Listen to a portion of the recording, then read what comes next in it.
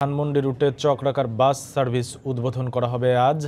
এই মুহূর্তে সেখানে আছেন রিপোর্টার সেলিয়া সুলতানা। সরাসরি চলে যাচ্ছি তার কাছে। সেলিয়া, সবুজ, আপনি জানেন যে সড়ক দুর্ঘটনা রোধে ছাত্রছাত্রীরা যেসব দাবিগুলো পেশ করেছিল বিভিন্ন প্রশাসন এবং সিটি কর্পোরেশনের কাছে, তার মধ্যে অন্যতম একটি ছিল যে প্রত্যেকটি এলাকাতে যেন অন্তত সার্কুলার বা চক্রাকার বাসের ব্যবস্থা করা হয় এবং সেখানে যেন সুলভ মূল্যে টিকিট নিয়ে সাধারণ মানুষ যেন এই যাতায়াত করতে পারেন ছোট ছোট যে জায়গাগুলো রয়েছে।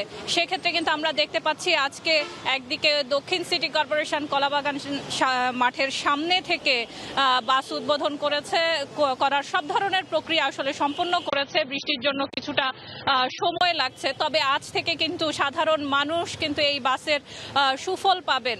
অন্যদিকে কিন্তু সাধারণ মানুষ এটিও বলছে যে যানজট নিরসন না করা গেলে আসলে এই ধরনের চক্রাকার বাস খুব বেশি সুফল আনবে না। তবে সড়ক দুর্ঘটনা কমানোর জন্য এবং সড়ক দুর্ঘটনা যেন না হয় সেজন্য আসলে এই চক্রাকার বাসটি খুবই গুরুত্বপূর্ণ বলে তারা কিন্তু এটিকে স্বাগতও জানিয়েছেন। এবং এই যে সরকারের যে উদ্যোগ, দুটো সিটি কর্পোরেশনের যে উদ্যোগ, সেটি শুধুমাত্র ঢাকা কেন্দ্রিক উদ্যোগ না হয়ে এটি যেন সারা বাংলাদেশে ছড়িয়ে যায়। কারণ সারা বাংলাদেশে সড়ক দুর্ঘটনার এক ধরনের যে প্রভাব আমরা গত বেশ কয়েকদিন ধরেই কিন্তু দেখতে পাচ্ছি। ছাত্রছাত্রীরা আহত হচ্ছেন, নিহত হচ্ছেন, কিন্তু সড়ক দুর্ঘটনা কমানোর জন্য কিন্তু অন্যদিকে তারা বলেছেন প্রশিক্ষণ দেওয়ার জন্য, বিশেষ করে চালকদের ক্ষেত্রে, এবং চালকরা যেন প্রশিক্ষণ প্রাপ্ত হয়, তারা যেন কোনো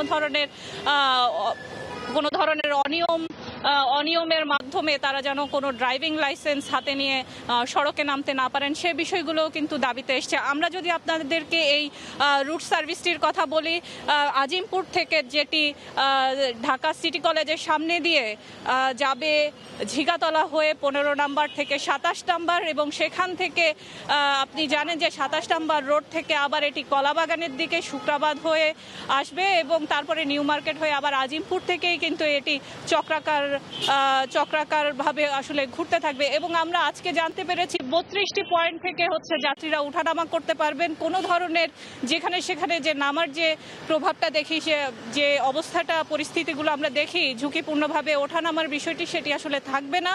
এবং অন্য একটি বিষয় আপনাদেরকে জানিয়ে রাখতে চাই যে এখানে সবচেয়ে ছোট সর্বনিম্ন যে ভাড়া নির্ধারণ করা হয়েছে সেটি 10 টাকা এবং সর্বোচ্চ ভাড়া নির্ধারণ করা হয়েছে 30 টাকা। অর্থাৎ আপনি যদি আজিমপুর থেকে পুরো যে চক্রাকার বাসের পুরো জার্নিটা আসলে শেষ করতে চান, সেটি মাত্র 30 টাকায়। যেখানে আমরা অনেক সময় রিক্সা বা ছোট ছোট যানবাহনে যখন চলাচল করি, ছোট যে জায়গাগুলোতে আমরা যাতায়াত করি, সেখানে প্রায় 30 থেকে 40 টাকা অনেক সময় লেগে যায়। সেই জায়গায় কিন্তু আমরা 10 থেকে 30 টাকার মধ্যে আমরা এই যাতায়াতগুলো করতে পারবো, সাধারণ মানুষ করতে পারবে, এই সুফল পাবে বলেই তারা আশা করছেন।